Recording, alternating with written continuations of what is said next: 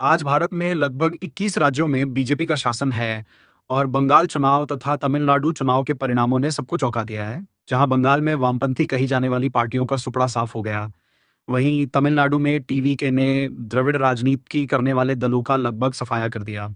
बंगाल चुनाव के अप्रत्याशित परिणामों के पीछे कहीं न कहीं जियोपॉलिटिक्स की बड़ी भूमिका रही है, क्योंकि बंगाल की राजनीति पहले धार्मिक आधार पर नहीं, बल्कि वामपंथी विचारधारा पर केंद्रित थी।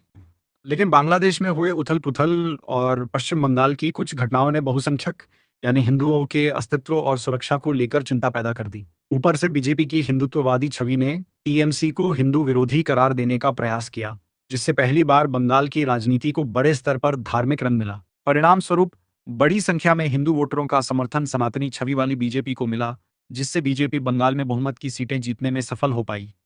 वहीं तमिलनाडु की राजनीति लंबे समय से फ्रीबीज, भ्रष्टाचार और क्षेत्रीय मुद्दों के आधार पर चलती रही है।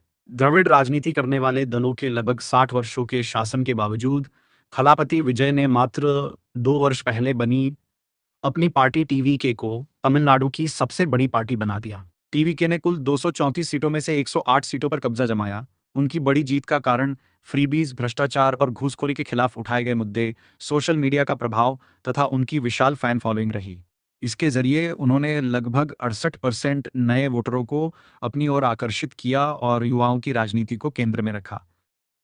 अब उन्हें केवल 11 और सीटों की आवश्यकता है, जिसके बाद वे मुख्यमंत्री पद तक का सफर तय कर सकते हैं। अब देखना यह होगा कि दोनों राज्यों में नए चेहरे और नई पार्टियों की सरकारें वही पुरानी घिसी-पिटी राजनीति करेंगी या फिर किसी नए और अभिनव कार्यशैली पर बल देंगी।